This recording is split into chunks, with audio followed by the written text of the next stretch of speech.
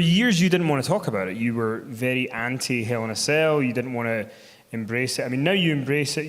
You're cool with it. But why were you not okay with it? Why did you not want to talk about it? And what changed your mind? It was like overtook my life, you know? There were so many things I was proud of and wanted to talk about, and yet it was the only thing people wanted to talk to me about. So it got to the point where I was like Bill Murray in an airing of Groundhog's Day that never, ever ended. Like one day was like the one before, and it went on for 18 years.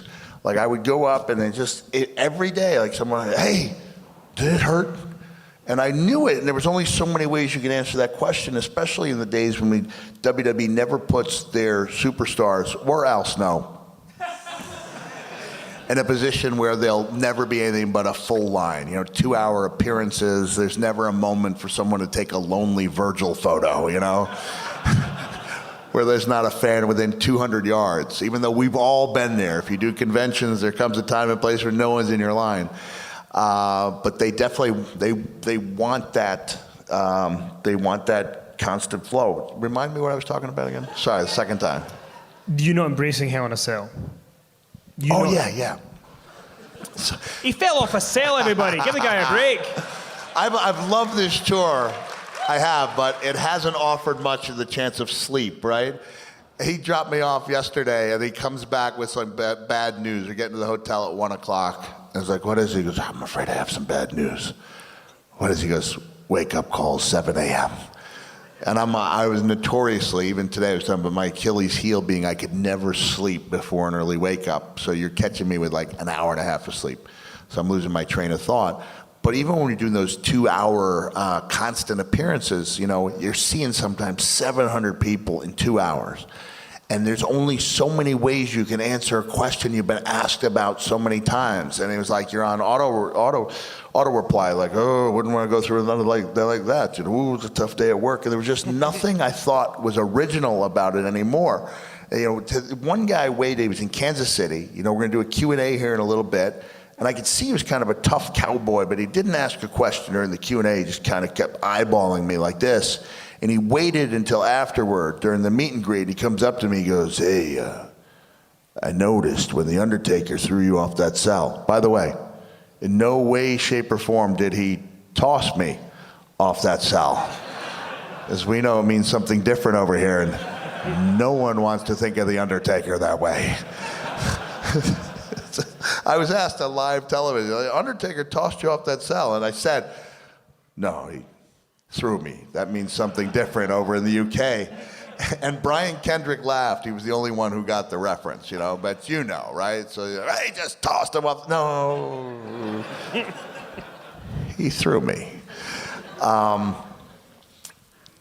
so this guy said, I noticed when the Undertaker threw you off that cell that you landed on a table. Then he looks to me and he almost whispers in my ear to preserve my reputation as some kind of tough guy. He goes, it broke your fall, didn't it? I said, yeah, it did. He goes, so you didn't get hurt? And I went, not at all. And I looked at him and I said, it was a magic table. Well, that's the way I felt for the longest time. You know, it really would get to the point where, you know, I would count on my my media calls, like with radio station. They were my wake-up calls. So they'd get me, for, you know, no sleep at all, or waking up. And there were times I'd actually yell at people and go, I've been involved in some matches where I wasn't knocked out, right into my teeth and stuck in my nose. Maybe you'd like to ask me about one of those. But no one really wanted to, you know. Over time, people started talking about the title win against The Rock and the Rock and Sock connection, but for a long time, that's the only thing people wanted to talk about. And then there were three, and this is something I touched on in the 20 Years of Hell, but I think it's really primary to the journey, and I think it bears like revisiting. There were three specific instances that helped bring it around to me, bring some closure, and more than that, remind me of how fortunate I was to have been involved in something that people remember so fondly. You can't really appreciate that when you're 1 year out or 2 years out or 3 years out. But when you've been gone, you know, when you've been gone from the wrestling business full time, you know, for 19 years, and you're still allowed to show up in public in sweatpants, no socks, and a pajama top. And you're allowed to do it primarily because you created an impression on people with something you did 21 years ago. You realize it's not a burden, but a blessing. And so I appreciate each and every one of you who come up here and come out here. And any question you want is a good question as far as I'm concerned. So we'll revisit those instances. Yeah, thank you very much.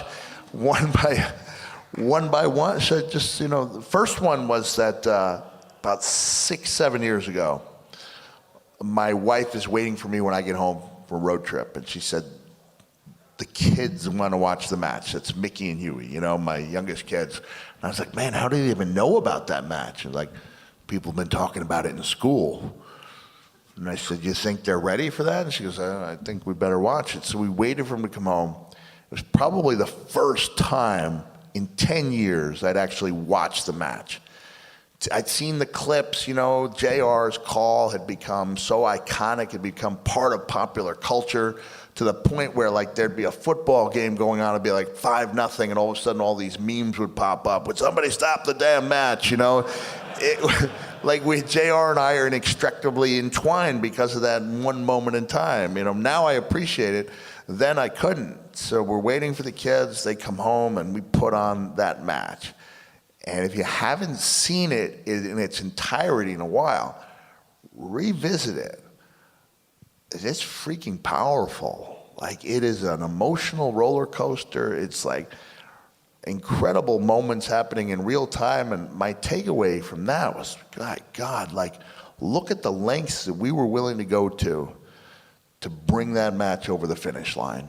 Maybe it wasn't the way we'd intended, but there was never a moment, where, maybe momentarily, Undertaker told me, I asked him today for the first time, what was it that allowed me to convince you that I could continue? Because we're assuming a lot of people are familiar with the match, right? Like, I go off the cell, and that was a thing of beauty, right? We should have realized that something was up. If you watch that video, our feet sink through that mesh, like boom, like right away, first or second step. I'd studied the match he had with Shawn Michaels. That was the first ever Hell in a Cell match. And it's funny how you remember specific things. To me, I specifically remember thinking to myself, like, I don't remember any twist ties in that match with Shawn Michaels. But they were actually shooting off the structure. And Undertaker, when I saw him 2 nights ago, he said he remembers hearing them as you go bing, ding, like shooting off, right? And now I try to suplex the Undertaker, right? Go back and watch that match and watch us. He shuts that down in a hurry. Suplexing him on this dilapidated, this thing is falling apart, And all because choke slam happens. We talked about it today after the show. Were you there when we were saying, I said, man, as little athletic ability as I had, like, I always got a certain amount of lift, and so that any photo that you would see or any video always showed my butt about shoulder high, every single time I went up for that choke slam, every single time except that one night. Taker mentioned to me that he couldn't get the push because of the fact that we were likely to sink down and go through that thing together. And he was also concentrating on getting his feet off the mesh and onto the cross beams for support. And man, I went through that thing like a hot knife through butter, the last thing I said to The Undertaker, and this is something people may or may not know, it's not something I talked about in the special, the bump that I sold Mr. McMahon on, and the reason I wanted to start the match on top of the cell, the big spectacular visual I had come up with was that when The Undertaker chokeslammed me, a little tear and a quarter was going to emerge, right? And that ultimately he would stuff me upside down like I was going down a rabbit hole. And I was selling it, I was saying, like, if you hold me by the knees, like, I'll be flailing about. At a certain point, you let me go, I'll take my own bump, my hands and knees. Moderately dangerous, yeah, like a 12-foot drop, but nothing outrageous. It took a lot of convincing. Every single day I would tell the Taker I wanted to start that match on top of the cell. And every single day he would tell me that wasn't happening. And then finally, you know, like before we took our break to go, you know, a couple days off, I asked him one more time. He just looked at me and he goes, Jack, why are you so intent on killing yourself? And like I had all this emotion, and I told him, because you and I, we got this legacy, we got this history, like we don't even have an angle going into this match. I can't do what Sean did. You know, I can't live up to what you guys did. I can't live up to what we've done before. I said, but if we can start the match in a way that nobody's ever done before, come up with things no one's ever seen before. And then I talked about the importance, like what if there's that element of magic in the air? And I swear to you, that's the one thing I think that's sometimes missing from today's product, you know, is like guys are so intent on putting stuff together that they don't let the great moments breathe, and you can't script it, you can't predict it. It's either there or it's not. And I was like, if we have that in the air, we can create something no one's ever done before, do things no one's ever thought of before, like maybe we can make people think we're having a great match, even if we're not. And he said he'll think about it. And then I sold him on the idea. That was the big bump, choke slam. Tears a little bit of the mesh away. He's going to stuff me down that hole. So the last thing I said to The Undertaker before my music hit was, it may take 5 or 6 choke slams before that mesh starts to give. And by God, it didn't turn out that way, right?